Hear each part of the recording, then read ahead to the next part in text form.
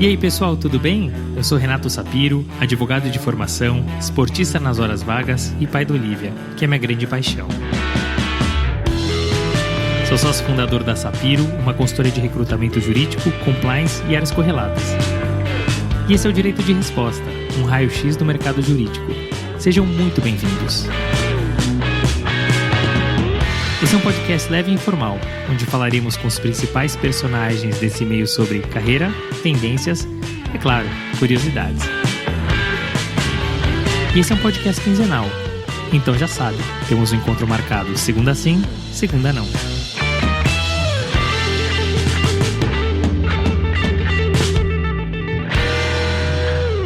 Bernardo é um apaixonado pela advocacia, mas engana-se quem, ao ouvir essa frase, pense que ele teve uma carreira glamurosa.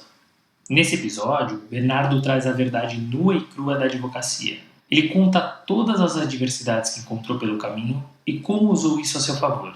Bernardo conta ainda sobre a importância da veia acadêmica na advocacia, os melhores cursos para os profissionais de direito e traz importantes conselhos. Se eu fosse você, não perderia. Bernardo, que é sócio fundador do Abrão Advogados, é formado em Direito pela USP, tem uma pós-graduação pelo INSPER e 2 pós-graduações pela USP, além de um MBA pela Fundação Getúlio Vargas. Começou a sua carreira no tradicional e então Lila Huck Advogados, passou quase uma década no renomado Matos Filho Advogados, até montar o seu escritório há 5 anos. Mas melhor que ouvir de mim, vamos ouvir dele. Bernardo, muito obrigado por ter aceitado o convite do Direito de Resposta. Acompanho tua carreira há bastante tempo, sei que é ser transparente, você vai trazer aqui a verdade nua e crua da advocacia.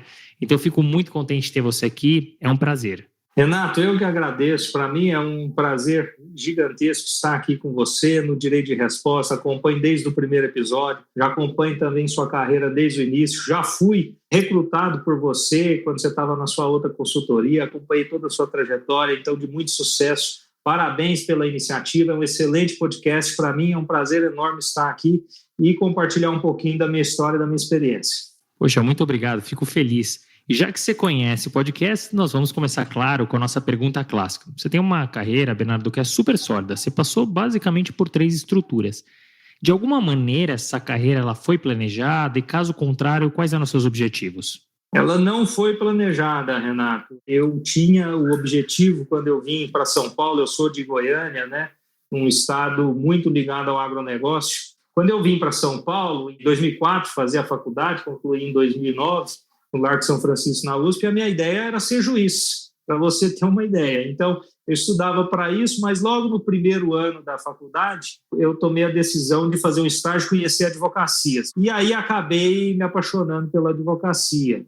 E a advocacia, eu aprendi desde o início, ela tem que ser exercida com paixão. E é uma profissão que ela tem muitos desafios, ela exige muito do profissional, você tem que se dedicar muito, estudar muito, você tem que ter várias habilidades, né? Não é só o QI, é o QE também, o quociente emocional. Você lida com pessoas, com situações difíceis, com pessoas difíceis e com casos difíceis. Então, é uma profissão que realmente você tem que ter muita vocação.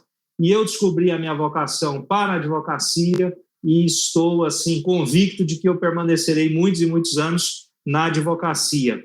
Uma ironia do destino é que muitos anos depois, eu ajudando aí dentro da área do agronegócio, atuando bastante na advocacia e na militância também.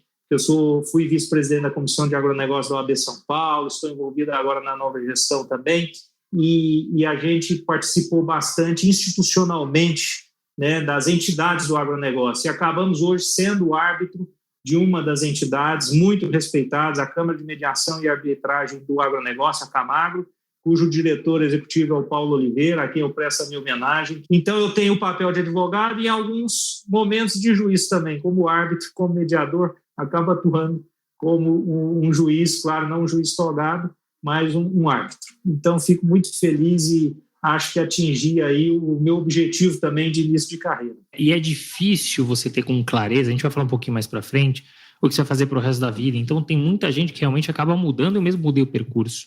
E muitas pessoas perguntam, por que você não quis advogar? Porque eu falei, a advocacia, não sei as outras profissões, mas a advocacia, ela exige uma paixão. E eu nunca fui apaixonado advogando. Hoje eu sou apaixonado, atuando com o mercado jurídico. Mas advogando não, né? E você tem muita razão quando você traz isso. E como eu coloquei aqui, Bernardo, é muito difícil escolher a nossa profissão.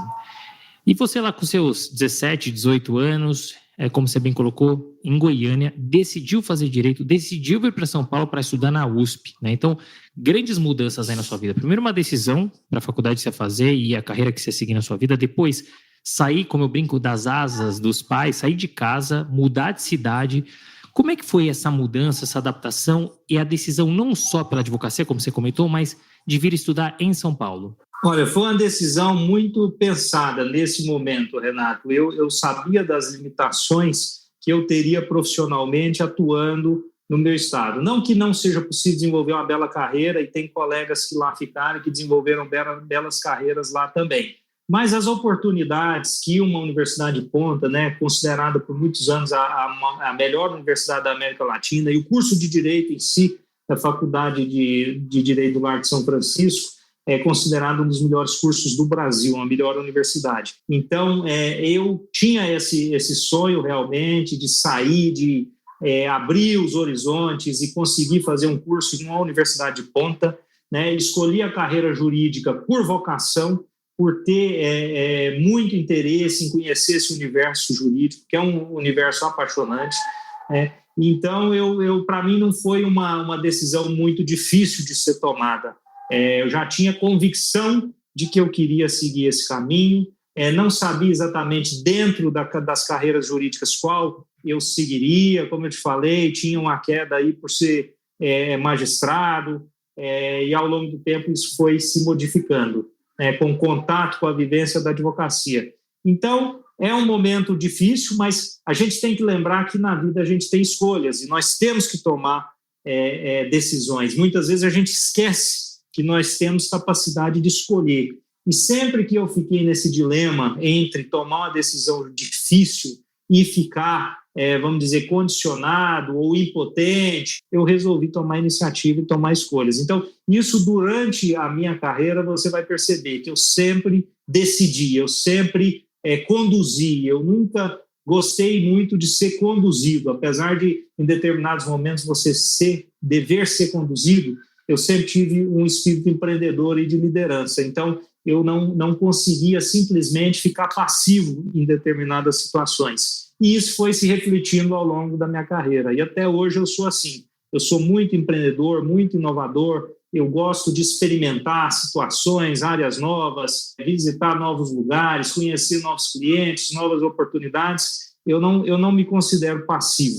Então, essas decisões que eu tomei, para mim, não foram difíceis, porque já era um pouco do meu pendor natural. E é interessante você colocar isso, porque você se joga, né? Dando certo ou não, você se joga. Isso não é fácil, mas isso nos leva a lugares incríveis. E isso é prova, você consegue enxergar na tua carreira os movimentos que você fez, movimentos arriscados, ousados, mas que tem uma certa conexão, que tem uma estratégia por trás. 17, 18 anos, você chega em São Paulo, eu brinco aqui, é a locomotiva do país, uma série de coisas acontecendo, uma moradia nova, uma cidade nova, faculdade nova, e aí também um estágio novo, você entra logo de cara no Lila Huck, que é um escritório super renomado e tradicional. Como é que foi essa ambientação? Que tipo de trabalho você fez lá? E mais do que isso, como que esse escritório te preparou para o próximo passo que a gente vai falar a seguir, que foi a mudança para o escritório como Matos Filho? Bom, foi uma grata experiência, eu tenho muito a agradecer. A Huck realmente é uma escola, e muitos dos que estão me ouvindo aqui,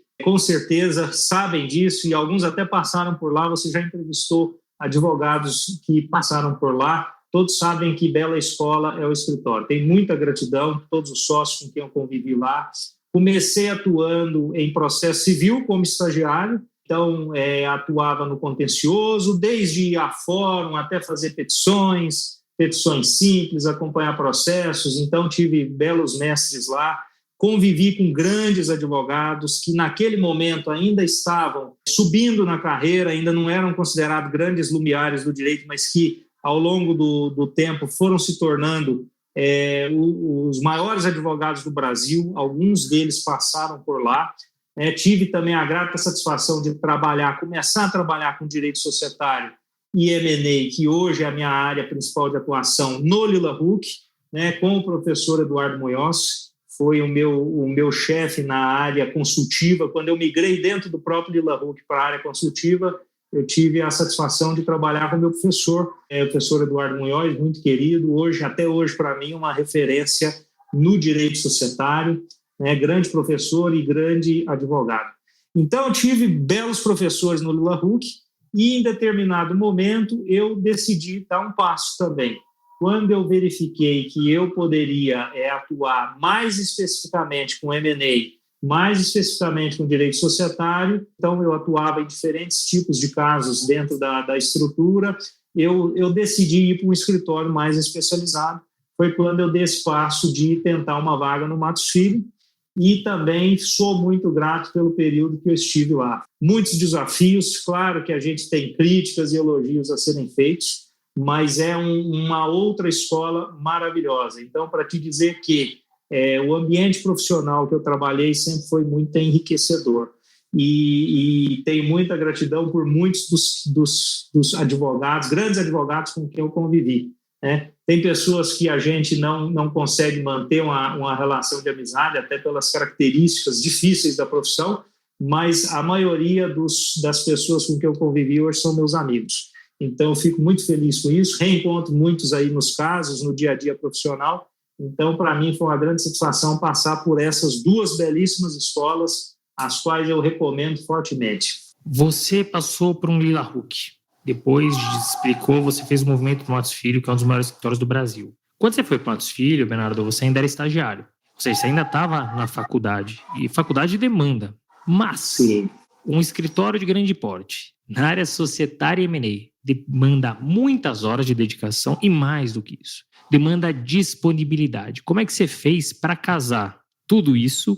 E o que você foi efetivado lá no Matos Filho, né? O que você acha que contou para a sua efetivação? Bom, Renato, eu sempre fui muito dedicado, né? Em tudo que eu fiz, eu sempre procurei dar o meu melhor, aprender sempre, né? E você vai perceber que a minha trajetória profissional ela também se casa muito com a trajetória acadêmica. Então, eu nunca deixei em nenhum momento de estudar, me aperfeiçoar. Então, eu fazia parte de todos os grupos de estudo, né, do próprio escritório. Eu fazia parte de grupos de estudo externos, sempre fui muito curioso, sempre gostei muito de me aperfeiçoar. Eu tenho hoje várias especializações, sinto muito orgulho do que eu fiz aí na parte acadêmica também, não só na pós-graduação da Faculdade de Direito da USP, mas também na Faculdade de Economia e Administração, no Laboratório de Inovação do professor Marcelo. Tenho muito a agradecer também a ele pela oportunidade. Outros grandes professores da Faculdade de Direito que me orientaram, né, nas minhas especializações, o professor Mauro Penteado, o professor Calixto Salomão, o professor Erasmo Valadão. Sou muito grato a todos eles. E também fiz o LLM no INSPER e fiz o SEAD, que é em administração na FGV.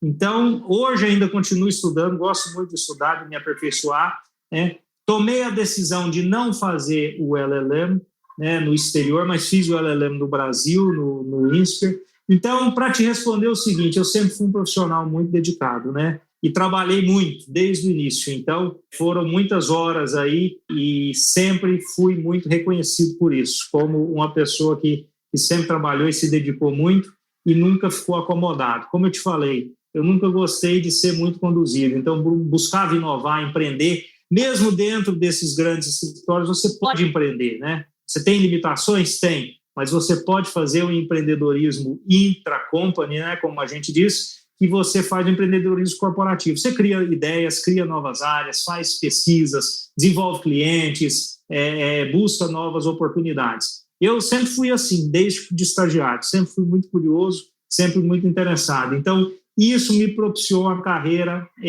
relativamente acelerada. Então, eu consegui ir progredindo na carreira, né? Fui objeto de várias tentativas de recrutamento, inclusive suas, né? Durante o meu crescimento profissional, e isso demonstra que a gente realmente se dedicava bastante e teve uma história muito bem construída. Você trouxe aqui alguns fatores muito importantes, né? Você trouxe aqui proatividade, você trouxe estudo, você trouxe dedicação, trouxe curiosidade, você trouxe um tema que a gente vai falar já, que é o intraempreendedorismo, né?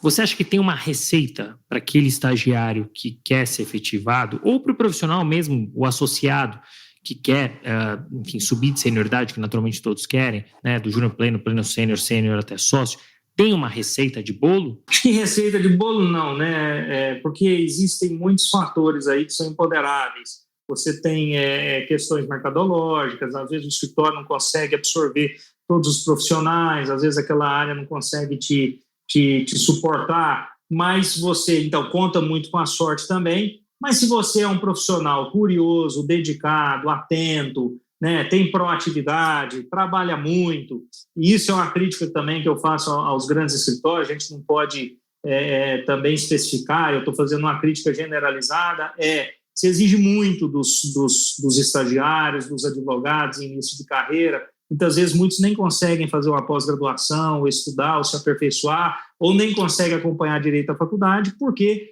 a gente sabe que a realidade, o dia a dia, é às vezes extenuante mesmo. Então são muitas e muitas horas de trabalho, e se a pessoa não se policia, ela acaba não conseguindo dizer não. Então, os escritórios precisam se atentar a isso, né? No meu período, eu sofri um pouco disso também, mas procurei um pouco equilibrar as coisas, dizer não muitas vezes. Você desagrada muitas pessoas, né? Por isso que eu te falei, tenho amigos e tenho inimigos, né? Gostaria de ter só amigos, mas tenho muitos inimigos também, porque o meu estilo sempre foi muito empreendedor. Eu nunca fui muito de abaixar a cabeça para dizer sim sempre. Isso é até uma falha, né? Que a gente tem que aprender, né, e se autoconhecer e saber que você não pode ser o super-herói, aquele que faz tudo, que assume tudo. Nós temos que saber equilibrar as coisas. E quando você faz equilíbrio, muitas vezes você não é bem visto.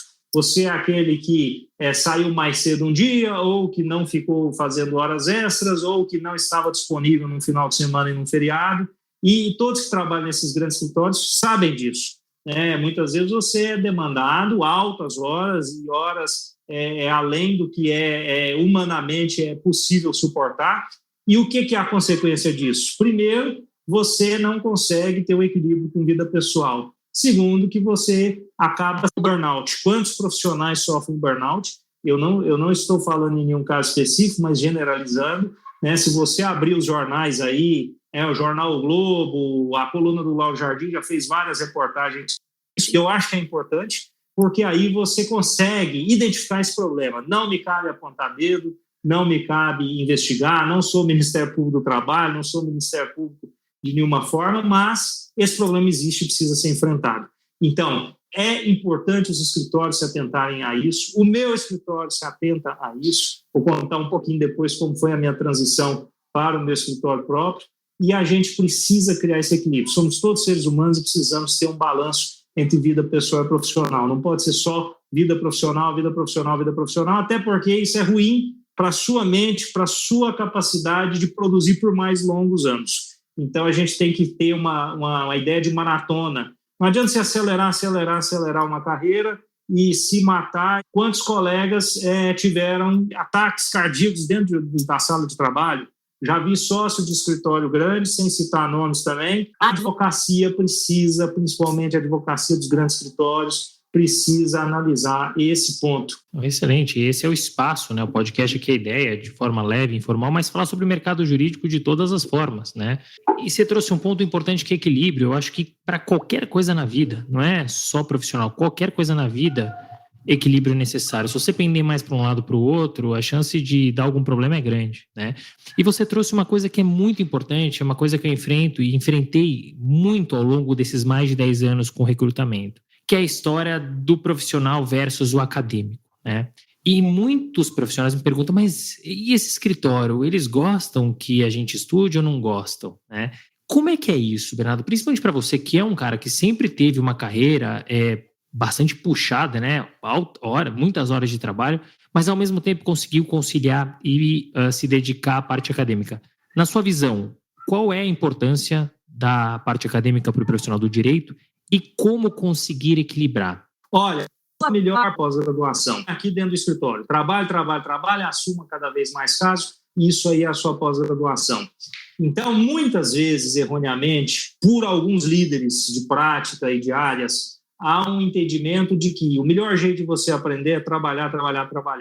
Eu tenho uma visão totalmente diferente. Alguns líderes também de escritório já identificam isso. Por isso são criadas as universidades corporativas e você tem um estímulo, às vezes, até financeiro para pós-graduações ou um subsídio para pagar cursos de idiomas e pós-graduações e até estímulos para você, às vezes, participar de comitês, de colegiados, porque é onde você também se atualiza e se aprende, né?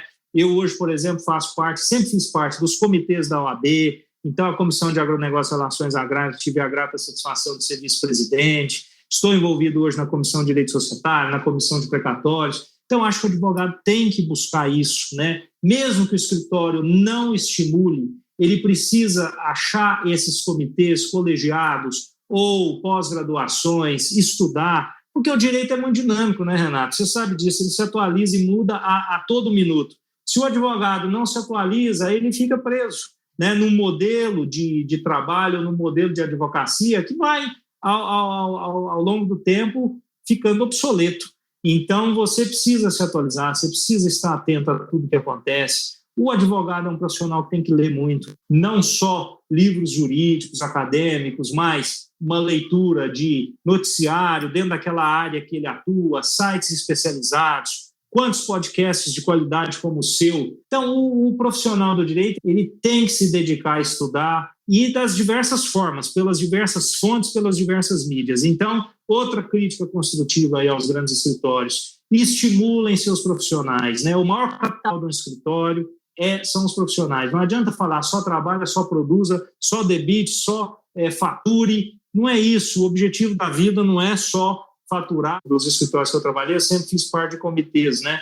E eu fiz parte do comitê do PPR, que é Participação de Lucros e Resultados. Eu sempre lutei pelos direitos dos advogados, da classe, né, dos advogados associados, dos advogados plenos, dos advogados júniores, falando, aumentem a remuneração, aumentem a bonificação. O escritório fatura tanto, né? É um absurdo que se fatura, você sabe disso, os números dos grandes escritórios, Renato, são impressionantes, faturam muito mais do que companhias abertas. Então, por que não você fazer uma distribuição melhor para os profissionais que estão dando a vida ali? Então, eu sempre fui um pouco, vamos dizer assim, sindicalista, né? Sindicalista dos advogados. E briguei muito por isso, e sempre briguei, porque eu acho que é importante, né? O advogado que ele tem um incentivo, ele gasta aquele dinheiro para fazer uma pós-graduação, ele gasta aquele dinheiro para se aperfeiçoar. Então, acho que isso é importante. E muitos escritórios, infelizmente, não estimulam esse tipo de atualização e aprendizado e acham que o profissional trabalhando e ganhando experiência, não que não se aprenda, é claro que se aprende, você ganha experiência com outros profissionais, no contato com os casos, cada vez você se aperfeiçoa mais. Mas eu acho que a carreira acadêmica abre os horizontes, são os mini saltos quânticos que a gente diz, né? No seu pensamento, na sua forma de atuar, no profissional que você é, por meio dessas formações. Não só dentro do direito, mas formações em geral. Às vezes você tem interesse por literatura, você tem interesse por filosofia, tudo isso agrega no seu conhecimento, né? Outros têm interesse por filosofias orientais, religiões. Acho que tudo isso é conhecimento e agrega. Então, acho que o ser humano ele tem que se alimentar de diversas fontes e eu sempre, dentro do meu escritório, que eu vou falar um pouquinho, estimulo muito isso. Então, acho extremamente importante. E é aprendizado, né? Aprendizado é sempre aprendizado, todo mundo ganha. Nós recebemos aqui o Thiago Sombra, que é hoje sócio do Matos Filho, e além de sócio do Matos Filho, é um cara que estuda sem parar e que dá aula,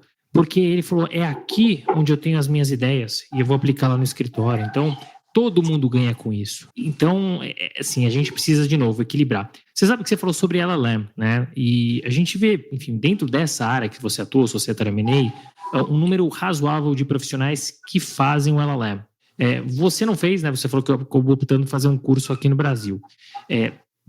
O quão importante, na sua visão, é a realização do LLM para o profissional que atua nessa área, na área corporate? E se você pudesse voltar no tempo, Bernardo, você teria feito? Renato, uma boa pergunta. Eu vou ser bem sincero na resposta. Eu teria feito bem no início da minha carreira. Então, assim, nos 3, 4 primeiros anos que eu estava já dedicada a essa área, eu teria feito, porque eu acho que é um salto bom que você consegue. Não que seja definidor de carreira, existem excelentes profissionais que não fizeram, existem maus profissionais que fizeram, mas é uma experiência no exterior, você aprimora o idioma, né? Hoje eu sou poliglota, até gosto muito de estudar idiomas, mas fui aprendendo com base em livros e cursos no Brasil mesmo, não vivendo fora, né? Minha experiência fora hoje com clientes muitas vezes e trabalhando em outros idiomas. Para mim é muito gratificante fazer isso, mas nunca vivi fora. Então, eu teria feito, mas eu acho o timing correto para se fazer. Tem pessoas, por exemplo, que tiram um sabático, né, para fazer isso. Então, trabalham, crescem na carreira dentro de um escritório e falam, agora eu preciso dar uma respirada. Então, eu vou fazer o LLM e volto renovado para continuar a minha carreira.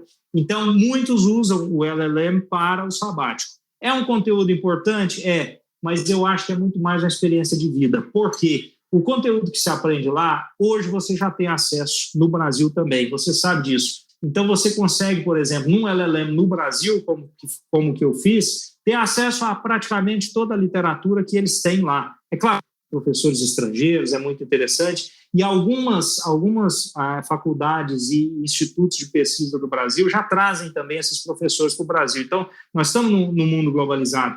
Eu fiz vários cursos, por exemplo, grades de cursos de arbitragem com professores da Universidade de St. Gallen, na Suíça, aqui no Brasil. Os professores vinham. Da mesma forma, as minhas especializações em tributação internacional que eu fiz foram com professores da Holanda, da Alemanha, que vinham ao Brasil ou davam aulas online. Então, hoje, as fronteiras estão muito fluidas, você sabe disso. Então, para ter esse conteúdo, acesso a essa formação. É importante? Claro que é. É uma experiência de vida? É. Se eu tivesse voltado no tempo, talvez eu teria feito, sim, nos primeiros anos, né? Mas as condições que me apresentavam naquele momento não eram tão favoráveis. É um curso caro, você sabe disso, você precisa ter uma boa reserva, você precisa ter um patrocínio para fazer. Alguns escritórios patrocinam, ajudam, né, o profissional a pagar e depois ele com financiamento, ele paga de volta o escritório quando ele termina o curso. Eu acho extremamente importante estimular isso. Mas não acho que seja um grande diferencial. É importante, mas não vai, assim, ser um divisor de águas para uma carreira. Já vi excelentes advogados que não fizeram e já vi maus advogados que fizeram e voltaram da mesma forma que foram. Então, é importante, mas tudo tem que ser pesado e depende de cada pessoa e da atitude de cada um. É difícil a gente ter unanimidade, Bernardo, mas acho que uma unanimidade é que o grande ganho do LLM, sem dúvida nenhuma, é essa vivência, essa experiência fora do país e a troca, né, o networking que isso gera. Você fez um outro curso que foi o SEAG, né, Administração na Fundação Getúlio Vargas, que é um curso fora do direito, com uma visão completamente diferente. O quanto esse curso agregou para você que é um profissional do direito? Esse curso, Renato, foi muito bom você tocar nesse ponto. Ele me agregou muito e foi o que me permitiu dar o próximo salto da minha carreira. Eu aprendi que os que são formados em administração vêm ainda na faculdade, mas dentro da faculdade de Direito a gente tem pouco acesso.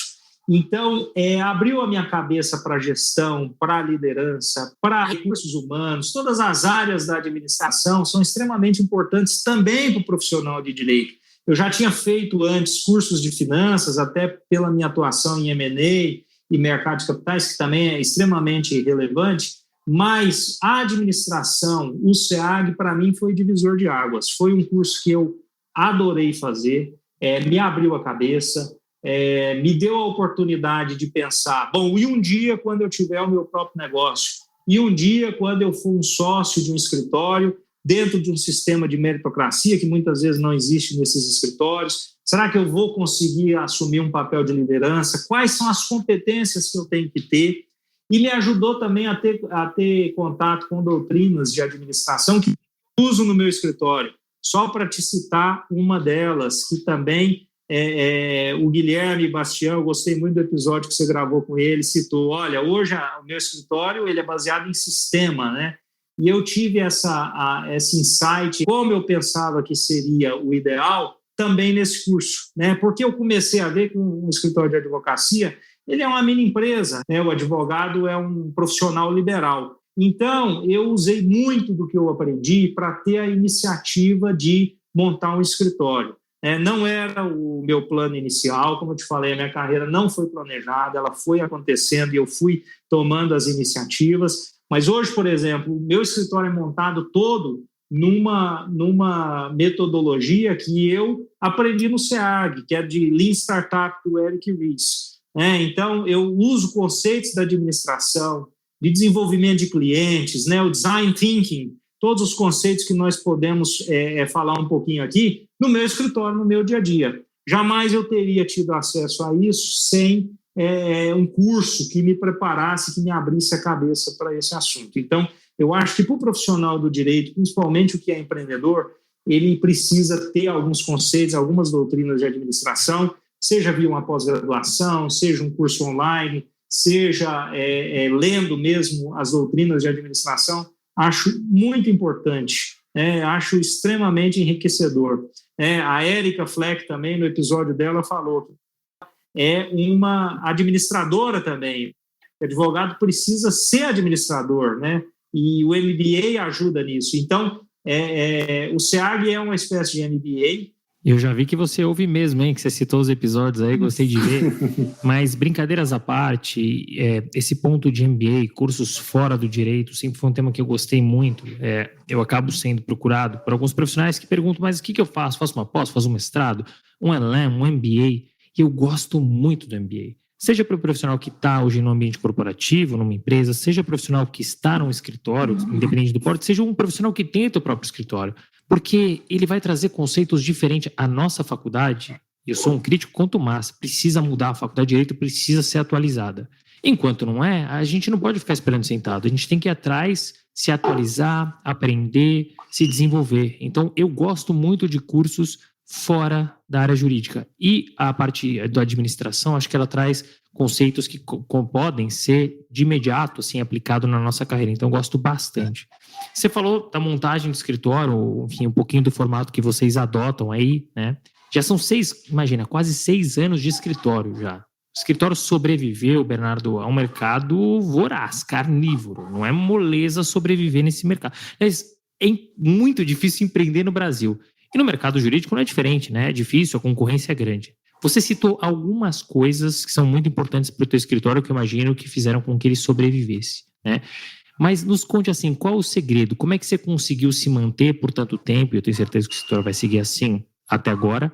E qual que são os grandes desafios que você encontrou ao empreender e montar a tua estrutura? Renato, em 2016 eu tinha quase 30 anos nessa época e resolvi realmente abandonar uma carreira que estava muito bem estruturada e caminhando para uma sociedade para uma carreira de empreendedor. Então, eu tinha esse empreendedorismo aí na veia, mas você encarar isso na prática é totalmente diferente, né? O Eric Ries também, que eu cito novamente, que é uma grande referência para mim, ele dizia o seguinte: empreendedores estão por toda parte, e você precisa achar esses empreendedores e eles terem coragem de atuar. E é muito difícil, às vezes, você tomar essa decisão. Ela envolve uma responsabilidade. Pode dar certo, pode dar errado. A gente sabe que muitas escolhas que a gente faz na vida podem dar errado. Você tem que estar preparado para o erro, né?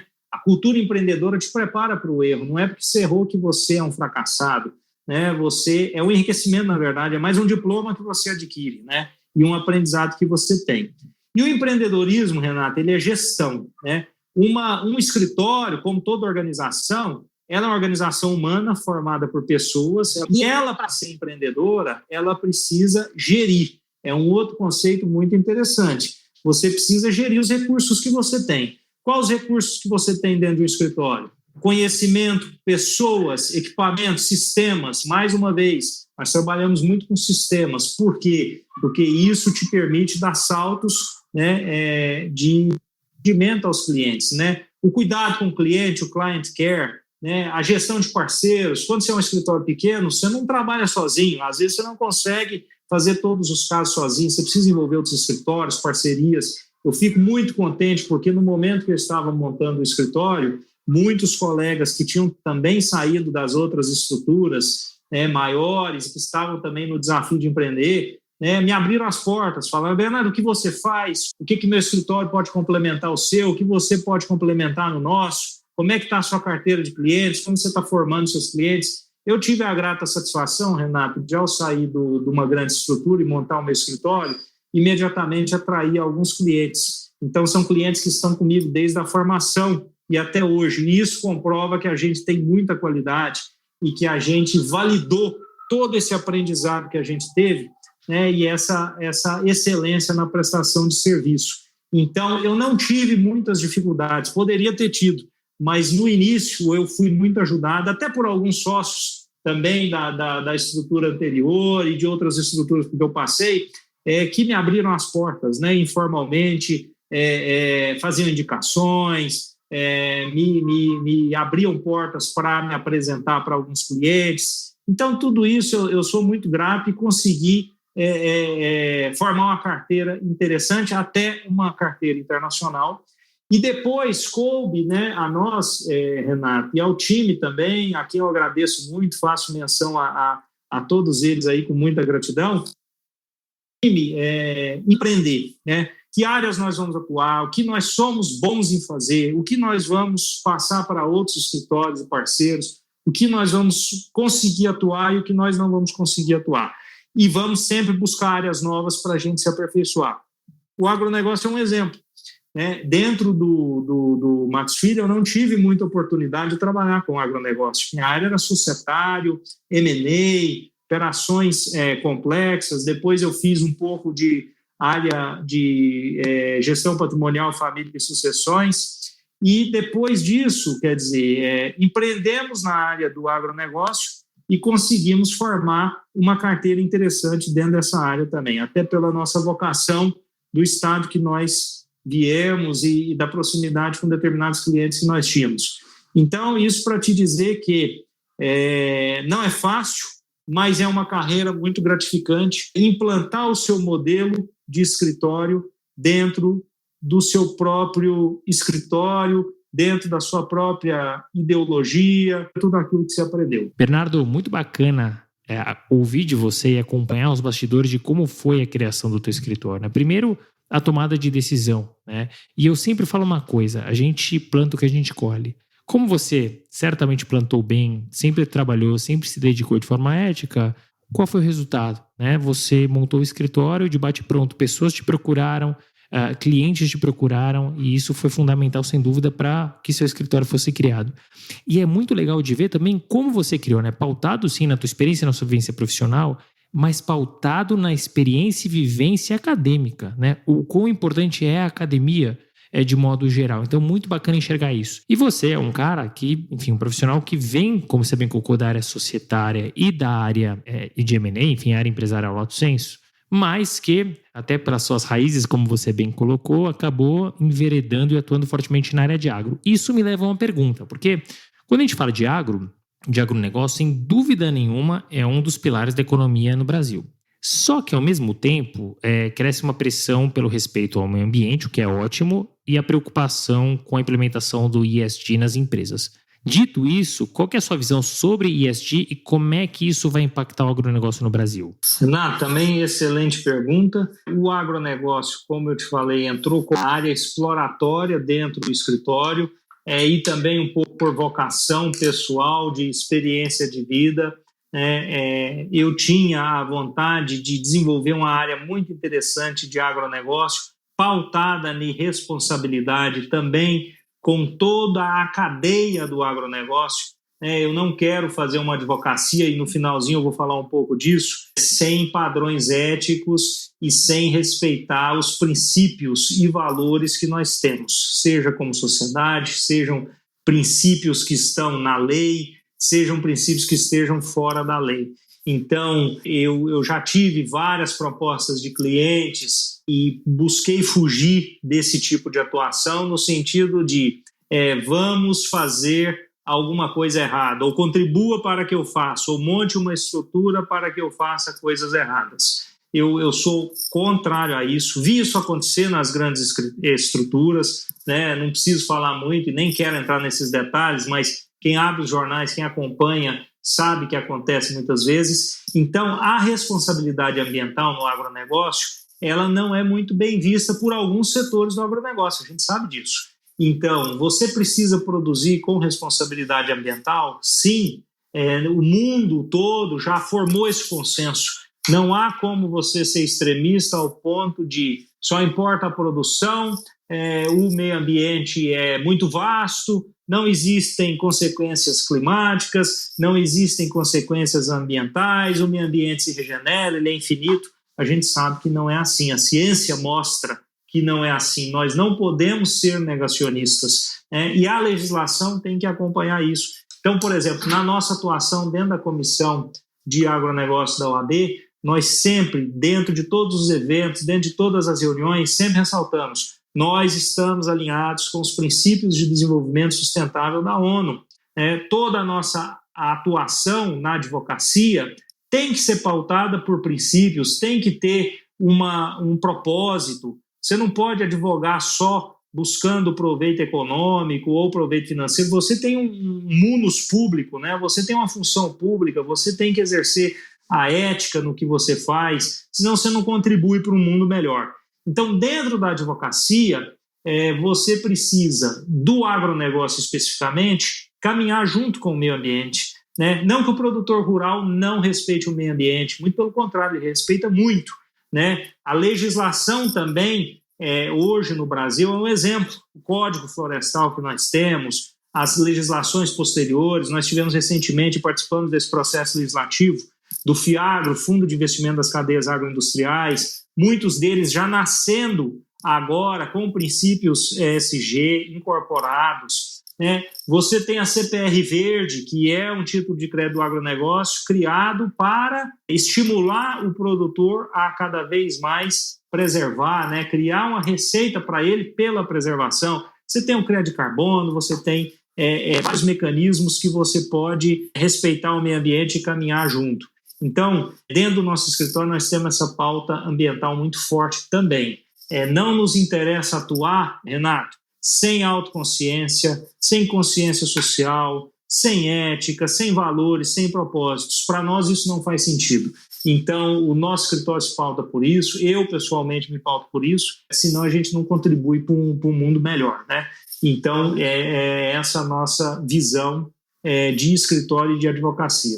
E, Bernardo, é isso, porque meio ambiente e agronegócio, ambos são importantes, mas se um respeitar o outro, a gente só vai ter benefício, né? E, Bernardo, você passou por estruturas de renome, estruturas boutique, grande, você montou o teu escritório, mas onde que você quer chegar? E olhando para trás, você falou em erro, né? Mas olhando para trás, você consegue lembrar de algum erro que você tenha cometido? E o que você aprendeu com ele? E o que você levou para a sua vida em razão desse erro que eventualmente você tenha cometido? Minha visão é crescer, como eu te falei, advocacia exercida com paixão, né? Eu tenho alguns advogados que trabalham comigo, que levam paixão até no nome, então queria até homenageá-los por isso, e são advogados que atuam com extremo cuidado, zelo, então um grande abraço a eles. E o que eu gostaria de colocar no escritório e ver daqui a alguns anos escritório consolidado, talvez eu passe por um movimento de fusão com outro escritório, não está descartado isso, né? Então eu quero crescer. Eu acho que o nome do meu escritório, o modelo que eu criei, ele é muito interessante e eu vou levar ele para onde eu for, né? Se o meu escritório se expandir e virar uma grande boutique, como eu penso um dia, ela vai ter todos esses princípios e esses valores que eu trago, porque o que me levou também a criar esse escritório foi a decepção com o modelo de alguns escritórios, né? Que, salvo exceções, e a gente não pode generalizar mais, trabalham com muita ineficiência, com preço muito alto, com baixa qualidade de serviço, uma alta carga de trabalho para os advogados, uma baixa remuneração, a cultura extenuante muitas vezes, a gente sabe que tem overbilling, né? E assim, muitos processos trabalhistas eles sofrem também por não privilegiar os direitos dos trabalhadores, dos empregados, dos advogados. Então, eu gostaria de criar uma marca e um escritório que fosse responsável, consciente, que tivesse profissionais felizes, que tivessem profissionais que consigam ter o equilíbrio de vida pessoal e profissional, que se destaquem, que cresçam, né? Eu acho que hoje eu sou mentor da FGV, fui convidado para ser, e eu coloco isso muito para os alunos até da graduação. Olhem o lado emocional, se desenvolvam nas habilidades emocionais, criem hobbies, façam atividades que não sejam puramente profissionais ou de estudos, e vocês tenham uma formação humanística também. Isso é extremamente importante, né? O nome do meu escritório eu gosto muito porque eu tenho uma religião e eu acho que o patriarca aí das 3 grandes religiões monoteístas é Abraão, então é um nome muito forte, eu gosto. Eu também sou muito devoto do São Bernardo de Corleone, que nasceu Filippo Latini, é um santo que em sua vida ele sofreu muitas perseguições, né, por máfias, por coisas erradas. Ele é o padroeiro, né, das vítimas de máfias e de esquemas. Então, o Brasil, infelizmente, é um país que ainda tem muito isso, a gente vivencia isso na prática. Então, eu acredito que meu escritório vai se pautar sempre pela ética. Para mim, isso é extremamente importante, né? Ainda que a gente não consiga agregar determinados tipos de clientes ou de operações, para nós, o que importa é exercer a advocacia com muita qualidade, com muita ética. Então, para finalizar, eu queria dizer que meu escritório vai crescer aos poucos, o meu planejamento é ter um escritório de muita qualidade. Excelente, que assim seja. Olha, Bernardo, você trouxe tanto conselho. Sobrou algum para você fechar aqui o nosso bate-papo? Renato, eu acho que o principal conselho você quer ser advogado, exerça a sua profissão com paixão, se dedique, coloque sangue, coloque vontade. É uma profissão que é muito estimulante, ela é muito desafiadora, mas ela traz uma recompensa muito grande. Você consegue ajudar muito as pessoas, muito a sociedade, muito o seu país. Você tem uma função pública, não se esqueça disso. Se engaje em causas, ainda que não remuneradas, e faça a diferença, porque a advocacia te propicia isso. Conhecimento que você adquire, né, todos os princípios que você estuda, você pode aplicá-los. Então, não fique passivo, faça acontecer. Então, esse é o conselho final que eu deixo aí e que eu procuro também seguir. Já fechamos com chave de ouro. Que bate-papo bacana, Bernardo. Gostei. Bate-papo sincero, transparente. A advocacia ela é linda, ela é apaixonante, mas ela tem os seus defeitos. A gente precisa colocar muitas vezes o dedo na ferida, sim, porque é só assim que a gente vai curar a ferida. Então, eu adorei essa sua transparência, sinceridade, e que a gente possa sempre ter um mercado jurídico melhor, mais leve, mas com muito aprendizado, muitos desafios. Muito obrigado pelo bate-papo. Prazer enorme te receber aqui, Bernardo. Obrigado, Renato. Um grande abraço. O prazer foi todo meu. Fim de papo. Se você gostou, recomenda para seus amigos. Se não, fala comigo que eu quero te ouvir. Até a próxima.